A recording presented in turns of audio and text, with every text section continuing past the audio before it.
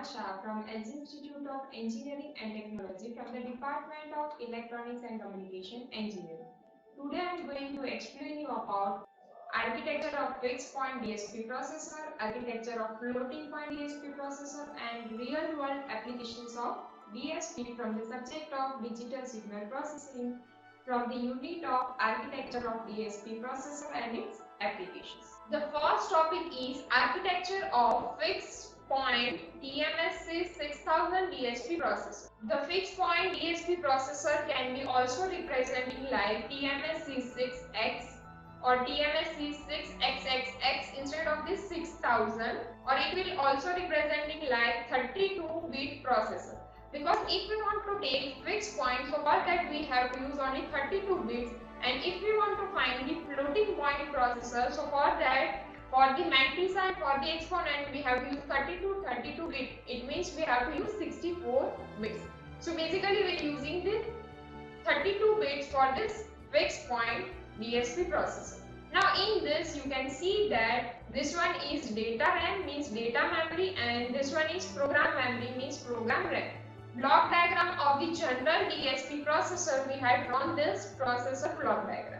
In this also we have used the Harvard architecture, so you can see that the data memory is used and program memory is used for the instructions. So there are separately two memories will be there. This one is processor. In this we are doing some processing. Like this control registers we will use to control the data, and this registers will be used to store the data. Now external memory will be used in the form of synchronization or in the form of asynchronization, and this one is the internal bus through which data or instruction will be fetched from this memory. And these are the peripherals. So basically we are using the 6 different peripherals. The first one is direct memory access means DMA, serial port. In the serial port we are using the multi-channel serial port. So it will fetching the data from the multi-channel and it will give the data in the serial form. So for that we are using the serial port. Next one is host port. So it will use the through the host port interface, it will giving the data to this DSP processor. Then the next one is bootload. In the bootloader, will booting the or will loading the data and it will given to the processor. Next one is timer, in which we will setting the time for the synchronization purpose. And the last block is power down. We are using this particular block of this power down because as and when the processor will not in use, then we can save the power by using this power down block. So these peripherals are connected with this processor. Now in this we are basically used two registers. The first one is register A and the second one is register B. In this we had taken 32 bits, so we had taken two registers, so it will store in the 16 bit data, right? So register A and B will be 16-bit registers, so it will starting from 0 to 15. So the registers will be A0 to A15 and B0 to B15. Now in this we will using the different registers D1, M1, L1, S1. Same way D2, M2, L2, S2. Now what is the basic function of these registers? The first one is D1 or D2 will basically use for the loading the data. Then M1, M2 will use for the multiplication of the data. L1, L2 will be used for the logical operation, and S1, S2 will use for the storing purpose of the data. So basically this architecture will also work on the DSP, general DSP processor. Now in this building block of this fixed point DSP processor are, this device will come with the program memory, varying sizes of the data memory, peripherals means this 6 different peripherals, direct memory access controller, power down logic, external memory interface means EMIF. This particular thing will be used for the interfacing of the system with the external memory. Serial ports, for this we will using the multi-channel serial buffer. And the last one is host port. For that we are using the host port interface. Now the next thing is components of the data path. The components of the data path consisting of the following. The first one is we had used the two different general purpose registers file A and B, which is of data 0 to 15, means 16 bits data will store over here. Then the next one is 8 different functional units L1, L2, S1, S2, M1, M2 and D1, D2.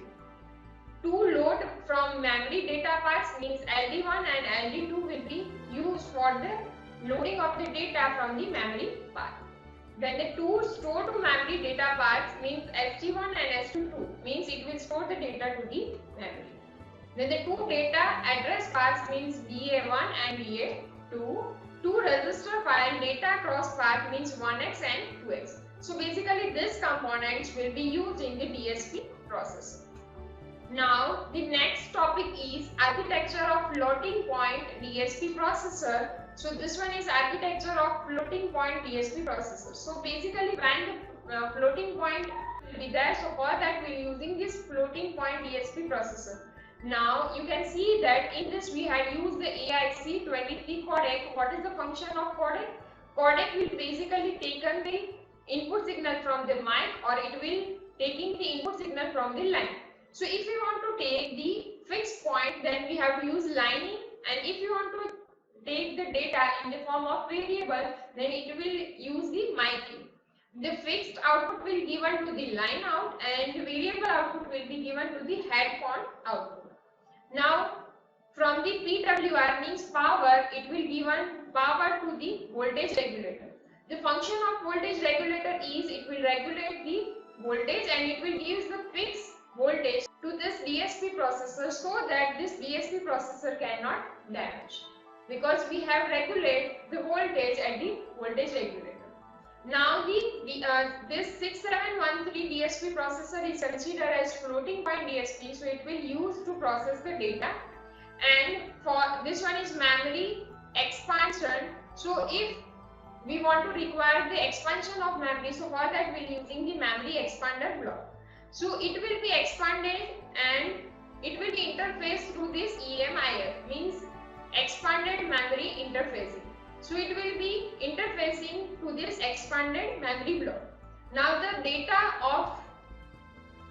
will be from the DSP processor. The data is given to the CPLD, flash memory and SDRAM, and after whole processing it will given back to the DSP processor. And from the host port interface it will given the data to the processor.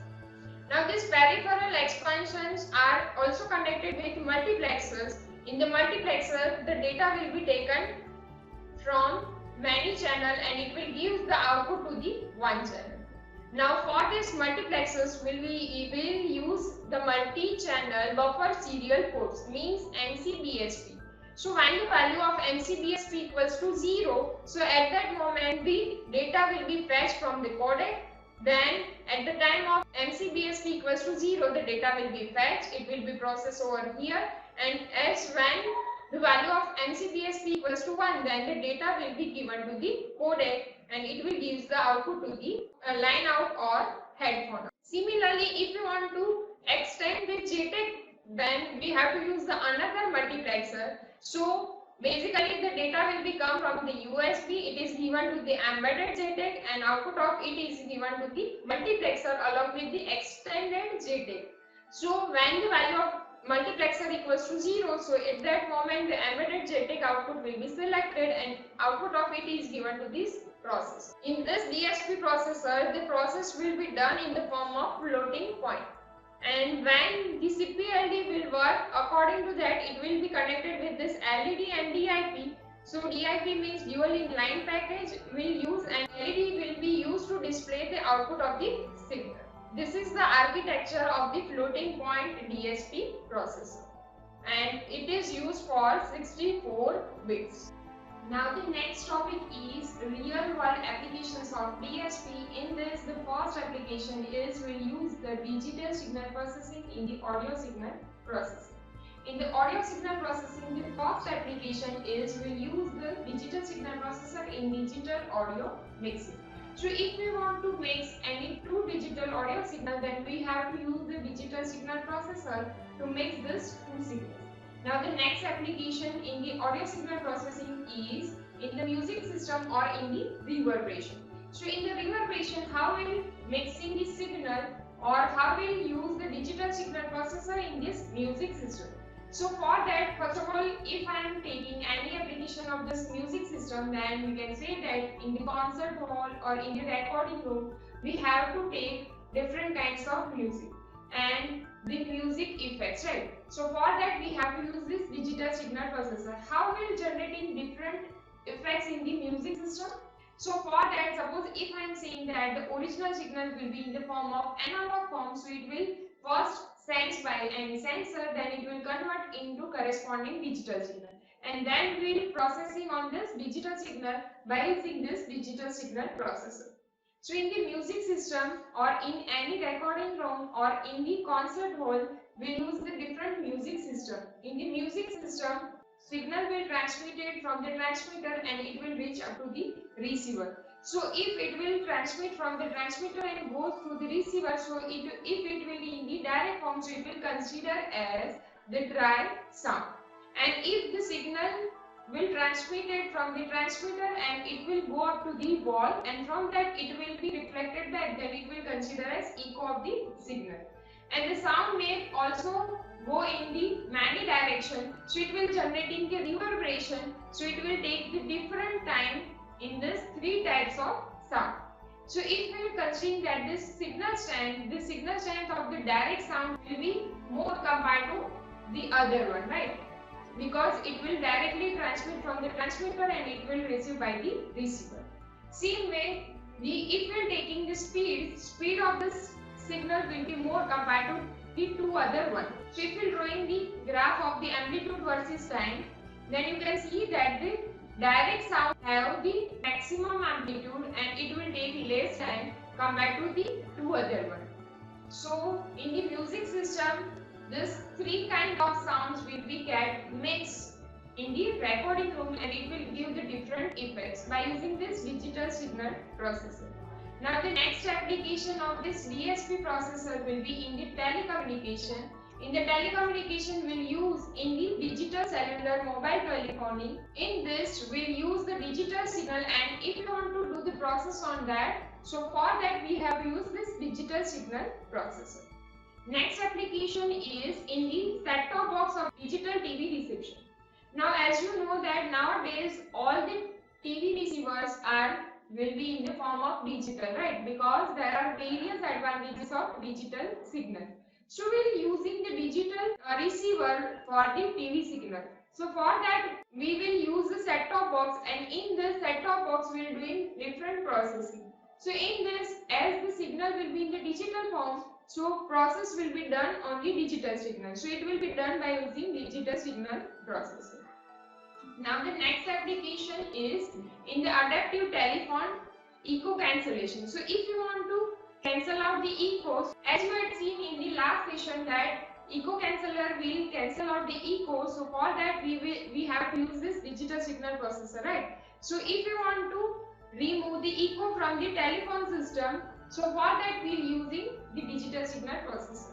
And the last application of digital signal processor will be in the biomedical application. So first application is in the fetal ECG monitoring. ECG monitoring means it will be considered as electrocardiogram, right? So it will check the heart rate of any patient. If you want to see the heart rate of the little baby, so for that also we'll monitoring it by using this digital signal processor.